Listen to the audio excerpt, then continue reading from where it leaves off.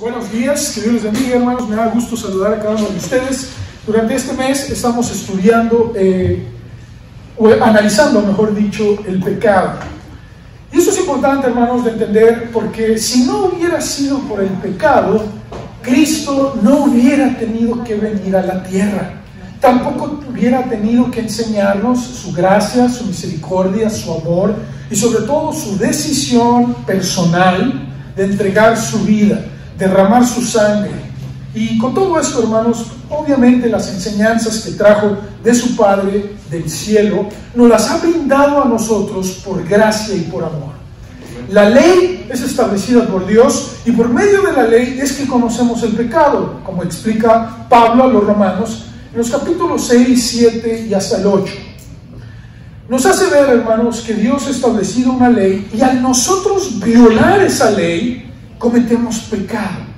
Y ese pecado nos ha separado de la presencia de Dios, pero su gracia y su misericordia ha sido mostrada a través de la vida de Jesucristo.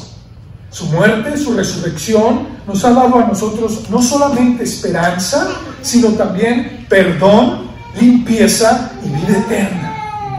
Pero el hecho que seamos salvos en Cristo Jesús, porque es el único medio para ser salvo, no las buenas obras, no la religión, no ningún pensamiento o filosofía que pueda traer al ser humano libertad, es solamente el sacrificio de Cristo Jesús en la cruz. El pecado nos sigue engañando. No me dejará mentir, hermanos, que el día de hoy quizás muchos de nosotros tenemos pecado. En nuestra mente quizás pensamientos, actitudes, acciones que han traído engaño a nuestras vidas. Y ese engaño, hermanos, necesitamos nosotros analizarlo.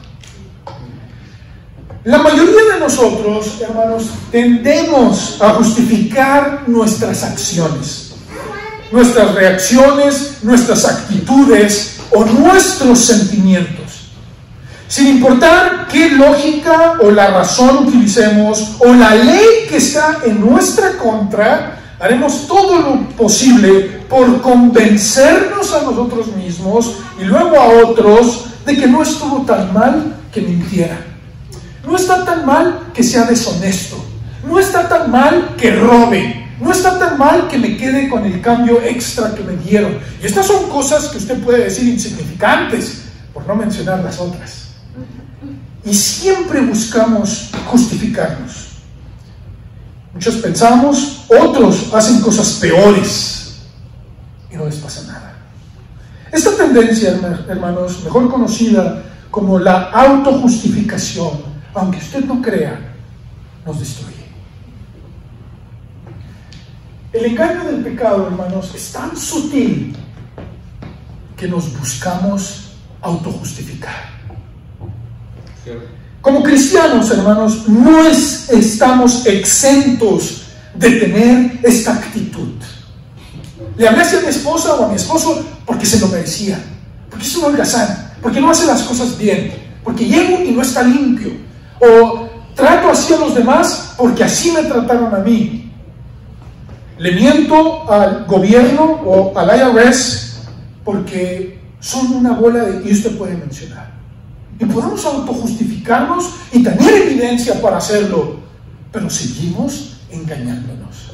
Porque Dios no va a justificar por lo que hacen los demás o no hacen los demás, sino por lo que Cristo ha hecho. ¿Me va siguiendo?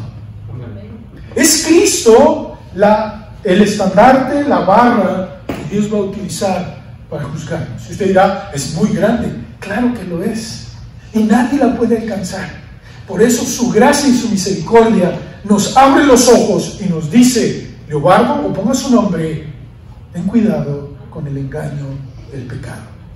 Durante estos 2 domingos quiero compartir con ustedes algunos pecados que muchas veces justificamos o que tratamos, ¿verdad?, de minorizar o que no hace tanto daño a los demás y que puedo vivirlos y puedo hacerlos sin consecuencias algunas. Pero debemos estar conscientes, hermanos, que cuando yo antepongo mi pensamiento, mi juicio, ante lo que Dios ya estableció, voy a vivir engañado.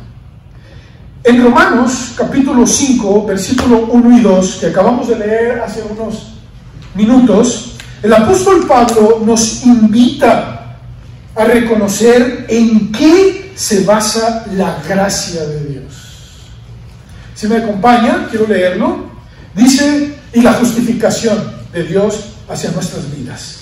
Justificados pues por las buenas obras. ¿Eso dice tu Biblia? Ni la del mormón, hermanos, dice eso, ¿eh? Dice, justificados pues por la fe. Tenemos paz para con Dios. Pero fíjense que nunca separa a quién. La persona de nuestro Señor Jesucristo. Amén. Necesitamos la fe en Cristo para vivir justificados. No en mis pensamientos, no en mi lógica, no en mi razón. Por quien también tenemos entrada. ¿A quién se refiere, hermanos? A Jesucristo. Por quien en Cristo también tenemos entrada por la fe, nuevamente lo menciona, a la gracia en la cual debemos estar firmes. Y nos gloriamos en la esperanza de la gloria de Dios. Es Dios, hermanos, quien nos abre los ojos y nos dice, en mi palabra te quiero guiar. En mi palabra te quiero mostrar todo lo que tengo para ti. Pero tienes que tener cuidado, porque puedes ser engañado, porque tu cuerpo, tus deseos, tus sentimientos van a ser atacados por el pecado. No estamos exentos de esto, hermanos, como cristianos. Y quiero que estudiemos el día de hoy solamente dos áreas que como cristianos podemos tener y nos pueden dañar profundamente y engañar. Y el primero de ellos, hermanos, aunque usted no lo crea, es la soberbia y la altivez. Yo no soy soberbio, yo no soy altivo, dirá usted. Bueno, permítame comenzar por definir lo que es soberbia o lo que es una altivez. Es un profundo sentimiento de valoración de uno mismo por encima de los demás. Yo soy mejor, yo sé más, yo conozco más la Biblia, yo tengo un mejor estatus económico, yo tengo una carrera. ¿Es una familiar? Una sobrevaloración de mis pensamientos, de mis posesiones o de mi propia vida. Quiero leer, hermanos, nuevamente el juicio de Dios sobre la altivez y la soberbia. Y no es un juicio inmediato, hermanos. Es un juicio que tendrá efecto según el tiempo de Dios. Permítame leer, por favor, que acabamos de leer en Isaías capítulo 2, los versículos del 11 al 17, un juicio inevitable que Dios hará al pensamiento, la creencia, la construcción, la formación, la producción humana. O sea, en todas esas áreas, hermanos, puede haber altivez. La educación, la construcción, lo que yo he hecho, lo que he formado, y Dios no está en contra de nada de eso, hermanos. Dios dice, oye, creaste esta bonita casa, qué bueno, tienes estudio, qué bueno, qué bueno, pero ten cuidado con la actitud que tienes respecto a eso. Dice Isaías 2, los versículos del 11 al 17, síganme con su vista, por favor. Isaías 2, del 5 al 17. Venid, oh casa de Jacob, y caminaremos a la luz de Jehová. Perdón, no estoy leyendo el 11, perdón. Leí el 5, perdón, vamos al 11. La altivez de los ojos del hombre será abatida. Ahora, quiero que noten, hermanos, aquí, que donde, hermanos, Dios hace énfasis en qué área de la vida, en los pensamientos. Usted dirá, ¿cómo? Los ojos. ¿Cómo está relacionado eso? La manera en que yo veo a los demás. ¿Sí se fijó, hermanos? O sea, no mi acción, sino mi actitud hacia los demás. ¿Sí se fija, hermanos? Los ojos, dice, la altivez de los ojos del hombre será abatida, y la soberbia de los hombres será humillada, y Jehová solo será exaltado en aquel día.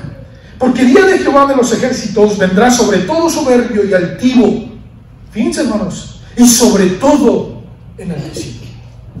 Todos, hermanos, todos los soberbios, todos los hombres que tengan esta actitud, sobre todo los cedros del Líbano, altos y erguidos, y sobre todas las encinas de Basán. Aquí está hablando, hermanos, de la formación y creación humana. Sobre todos los montes altos y sobre todos los collados elevados, sobre toda torre alta y sobre todo muro fuerte, obra de las manos de los hombres, sobre todas las naves de Tarsis y sobre todas las pinturas preciadas. ¿Y se dijo? Todo es el intelecto, la creación humana. La altivez del hombre será abatida y la soberbia de los hombres será humillada, y solo Jehová será exaltado en aquel día. Una de las peores actitudes, hermanos, que puede existir en el ser humano es la negación de Dios. Cuando Dios habla de este juicio, hermanos, está hablando de una comunidad, de seres humanos que han decidido hacer a un lado a Dios. No sé cuántos de ustedes, hermanos, leyeron el periódico esta semana, se dieron cuenta que un grupo de ateos está en contra. Estas semanas van a ser el nacional de oración, el Día Nacional de Oración. Y los días nacionales de oración, hermanos, y durante esta semana existen hermanos en Cristo allá en Washington DC y en otras áreas donde hacen desayunos cristianos y oran por todos los políticos. ¿Sí saben ustedes eso, verdad? Muchas veces hago un paréntesis, digo, lamentablemente ahí se les presenta, ¿verdad? Y mire, pero bueno, eso ya es problema de ellos. Dios lo presenta y oramos por ellos y que Dios los bendiga. Pero el punto, hermanos, es, y aquí es clave, de que ellos dicen, no deberían de existir porque Dios no ha respondido oración. Si leyeran la Biblia, hermanos, se darían cuenta que el mundo estaría peor, y que sí le responde y las cosas empeorarían, y que el juicio de Dios es misericordioso, y qué bueno que no cumple todas las cosas aún, porque ellos también sería, como se dice el dicho, entre la cola, entre las patas. Dios, hermanos, esa clase de soberbia y muchas otras, el intelecto, mi creación, mi torre, mis carros, mis barcos, como menciona aquí, ya no te necesitamos, Dios. Mira, nosotros hemos hecho que las ciudades sean fortificadas, hemos creado y plantado cosas. Dios dice, esa actitud yo la voy a atacar. Hermanos, gracias, y esto es historia, hermanos, gracias a la Reforma, a los cristianos, gracias a ellos, hermanos, ha crecido el conocimiento de tecnología. A ver, ahorita de todos los que tienen un celular, denle gracias a un hombre cristiano llamado Faraday, que comenzó la base, la plataforma de las ondas, de la electricidad. Todos ellos hombres de Dios, que temían a Dios. ¿Y saben de dónde salieron, hermanos? Y usted lo puede ver, es historia. Desde 1909 hasta los 90, casi el 80 al 90% de los premios Nobel son hombres temerosos de Dios. Ya hay uno que otro ateo, otros judíos, pero la mayoría de ellos eran temerosos de Dios. Y a veces se lo ganan, ¿verdad?, terroristas, que nada más para que vean el absurdo del ser humano, le dan el premio de Nobel a terroristas, por favor, pero bueno, ese es otro tema. Esto es ejemplo, hermanos, de lo que ha hecho Dios a través de la historia. Me sorprende, hermanos, cómo la gente dice la ciencia, el método científico. ¿Sabe quién inventó el método científico? Un temeroso de Dios, llamado Francis Bacon. No se la va a olvidar. Él lo hizo, hermanos. Cristianos, hombres de Dios. ¿Y sabe dónde no ha crecido el conocimiento o la tecnología? En lugares donde la iglesia tradicional no les permitía leer, no les permitía escuchar la Biblia, no les permitía leer la Biblia. Les predicaban en latín, idioma que no hablaban, y son los países que están más abajo. Esto es historia, hermano. Pregunta, hermanos, ¿está Dios en contra del conocimiento humano? No, la mayoría de ellos han sido cristianos en este tiempo, ¿verdad? Hacia acá. Cuidado con la altivez, hermanos. Cuidado. Dios dice, sin duda alguna, todos hemos visto, quizás experimentado la actitud de una persona prepotente, soberbia, altiva, que nos ven hacia abajo, hermanos. Isaac Newton es uno de los grandes científicos de la física, de la matemática. ¿Y saben qué, hermanos? Él mismo decía, para mí son más valiosos mis escritos de la Biblia, del Apocalipsis, de Isaías, que la ciencia. Era un hombre de Dios. Todo esto, hermanos, la Biblia lo menciona, que Dios brinda la sabiduría y da el conocimiento, pero es necesario humillarnos. Qué curioso, hermanos, que el reino de los cielos es dado a los que sabemos que no lo merecemos. Vean, y así está, hermanos. Cristo dijo, el reino de los cielos es para todos aquellos que saben que no se lo merecen. Qué ironía, ¿verdad? Y el ser humano dice, yo me lo merezco. El contrario a la enseñanza de Cristo. Peor es aún, hermanos, cuando una persona que se dice cristiana tiene una actitud soberbia, altiva. Y muchas veces el mensaje corporal deja mucho que hablar de nosotros. Quiero que veamos, hermanos, rápidamente algunos pasajes donde menciona esta actitud. En el Salmo 10, versículo 4, fíjense lo peor que puede traer esta actitud. Salmos 10, 4 dice, el malo, ¿por qué cosa, hermanos? Fíjense, o sea, la característica de una persona es que cae en la categoría de malo según la Biblia, es ¿por qué cosa, hermanos? Por la altivez de su rostro. O sea, menciona ojos, menciona rostro. ¿Dónde se encuentran, hermanos, los ojos, verdad? La actitud, la cara, la manera en que vemos y tratamos a los demás. Dice, no busca a Dios. No hay Dios en ninguno de sus pensamientos. Y es una manifestación, ¿verdad? Nuestro rostro, nuestros ojos, nos impiden buscar a Dios. Proverbios 21:4, si vamos al siguiente libro, Proverbios 21:4, dice, altivez de ojos y orgullo de corazón y pensamiento de impíos, o sea, personas que no consideran a Dios, son pecado. Punto, se acabó. No hay vuelta de hoja, está bien claro. Pero ahora vamos, hermanos, a una de las enseñanzas. Yo no creo que sea una parábola, hermanos. Muchas veces Cristo no habló en parábolas. Yo pienso que fue una escena de la vida real, al igual que Rico y Lázaro. Pero en Lucas 18, hermanos, Cristo nos enseña algo profundo de la actitud del ser humano. Fíjense lo que dice. Lucas 18, del 9 al 14. A unos que confiaban, ¿y qué dice ahí, hermanos? En sí mismos. Romanos dijo, confiemos en Cristo y en su gracia, no en nosotros. Pero aquí dice Cristo bien claro. A unos que confiaban en sí mismos como justos y, ¿qué hacían, hermanos? Menospreciaban a nosotros. ¿Le interesaba entonces a Cristo hablar de esto? Sí, y lo hizo. Dijo también esta parábola. Dos hombres subieron al templo a orar. Esto es bien apegado a la realidad, hermano. No interprete. Aquí dice que es una parábola, pero es bien apegado a la realidad. Fíjense lo que dice, hermanos. Los dos iban a qué cosa, hermanos. Ahora, ¿está muy bien? Hasta ahí vamos muy bien. Uno fariseo, o sea, era bien religioso, y otro era publicano. Era enemigo del pueblo de Israel. Bueno, así lo veían, porque era el que cobraba impuestos y estaba del lado de los romanos, según ellos. El fariseo puesto en pie, fíjense qué hacía, hermanos, este hombre. Oraba consigo mismo de esta manera. Dios, fíjense lo que pedía, hermanos. Te doy gracias porque no soy como los otros hombres, ladrones, injustos, adúlteros, ni aún como este publicano. Y qué interesante, hermanos, ¿verdad? Porque hay cartas, sobre todo en el Talmud y otras áreas, donde se menciona que decían, qué bueno que no soy mujer, qué bueno que no soy puerco, qué bueno que no soy... Y así mencionan, o sea, relacionaban al mismo nivel a los publicanos como ladrones, como adúlteros. Vea qué actitud, hermanos, ¿eh? ¿Qué actitud? Qué bueno que yo voy al templo. Tengan cuidado con esa actitud, hermanos. Dice, ayuno 2 veces a la semana, doy diezmos de todo lo que gano.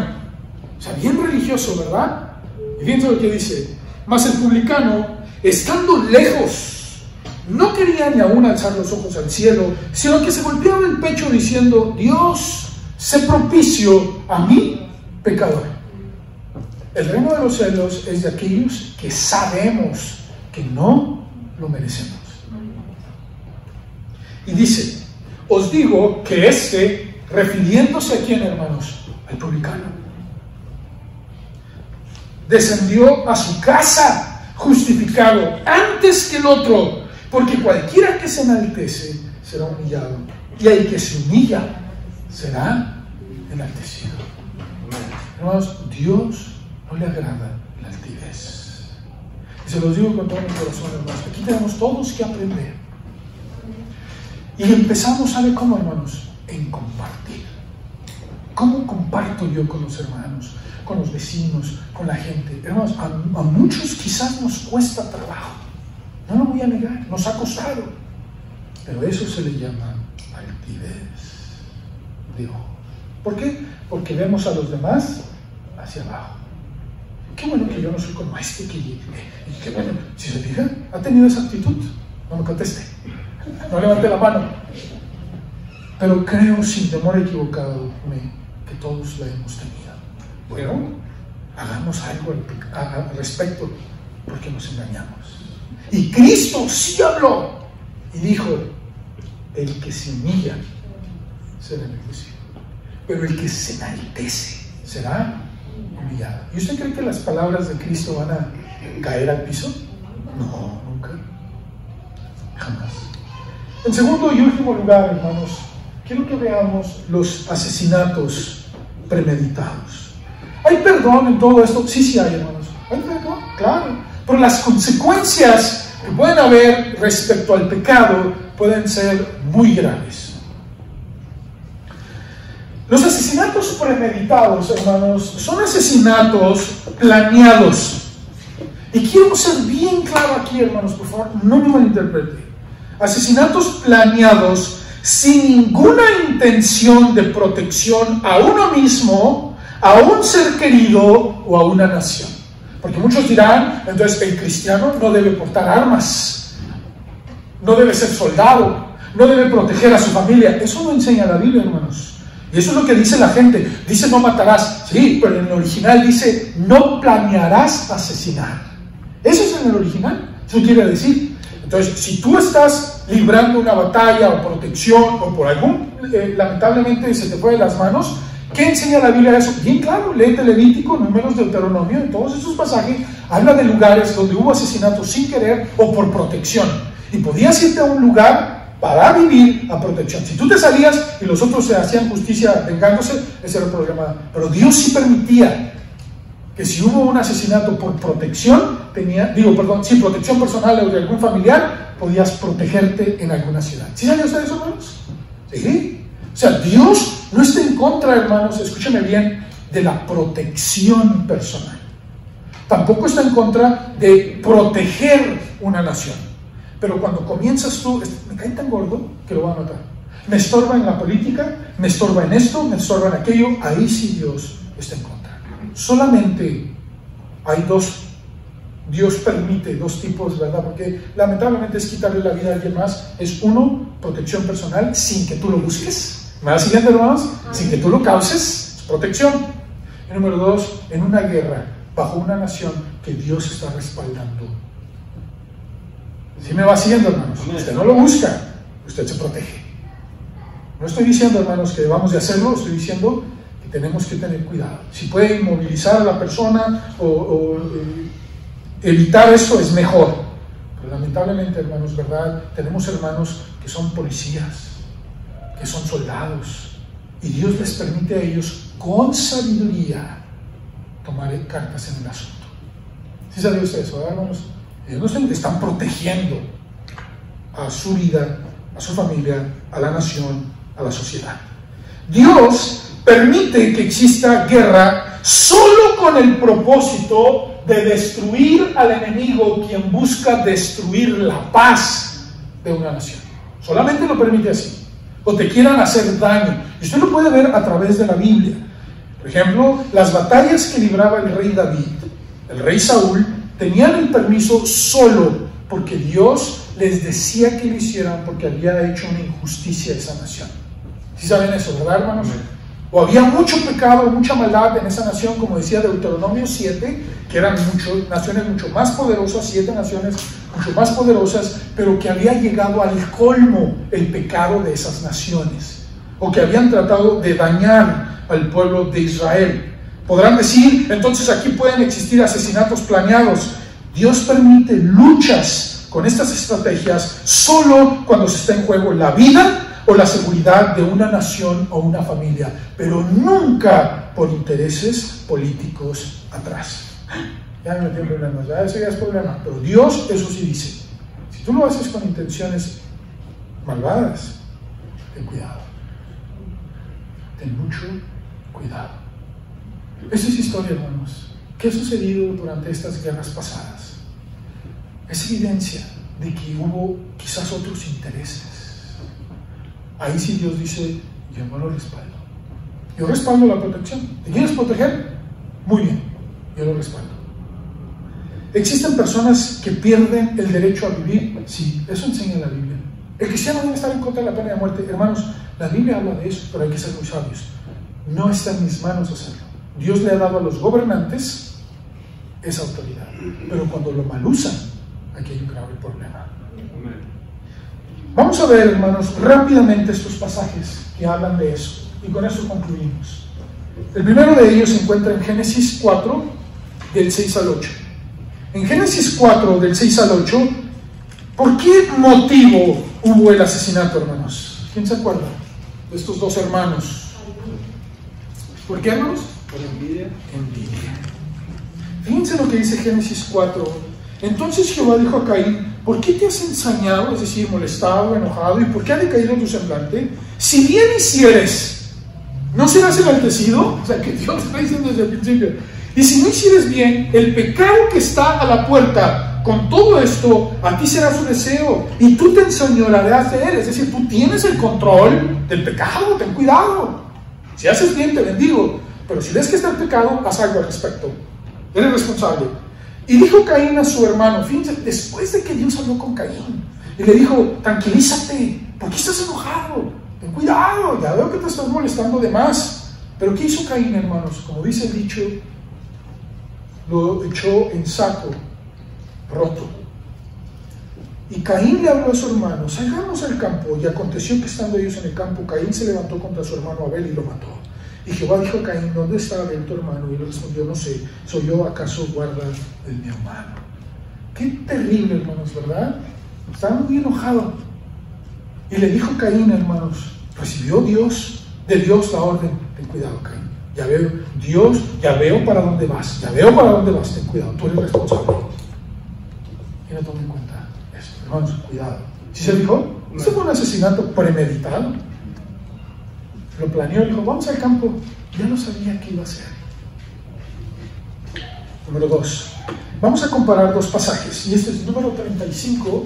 Vamos a números 35, los versículos del 11 al 12. Eso es lo que les había mencionado, hermanos. Aquí lo vamos a ver de la Biblia. Números, capítulo 35, 11 y 12. Dice, señalarás ciudades de refugio tendréis, donde huya el homicida que hiriere a alguno de muerte, ¿cómo, hermanos? Sin intención. Sin intención. Y dice, y os serán aquellas ciudades para refugiarse del vengador, y no morirá el homicida hasta que esté en juicio delante de la congregación. O sea, hubo un asesinato, pero ¿cómo, hermanos? Sin intención.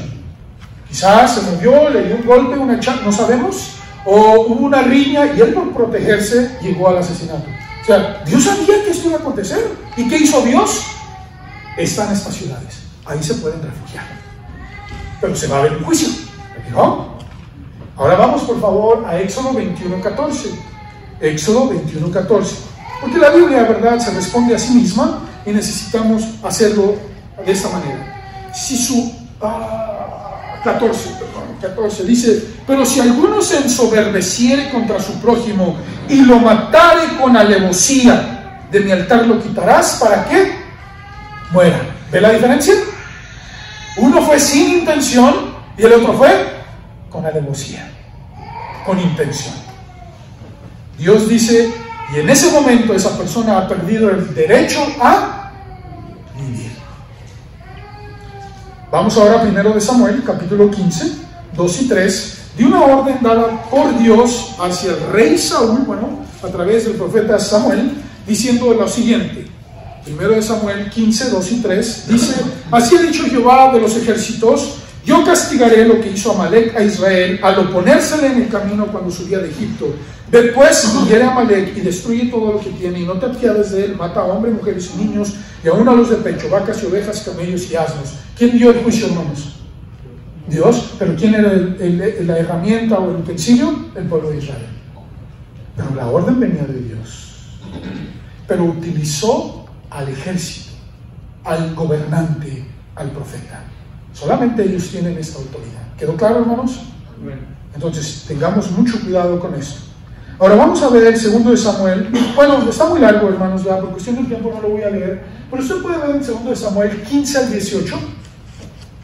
Cuando Absalón se sublevó, ¿verdad? Le quería dar un golpe de estado a su propio padre, a David. ¿Se acuerdan lo que hizo, hermanos? Yo quiero ser rey, mi padre no sirve para nada, lo quiere quitar. Joab, que era primo de David, era el capitán del ejército. Cuando tuvo la oportunidad, ¿verdad? David dijo, no maten a mi hijo, pero Joab dijo, no, este está causando mucho problema.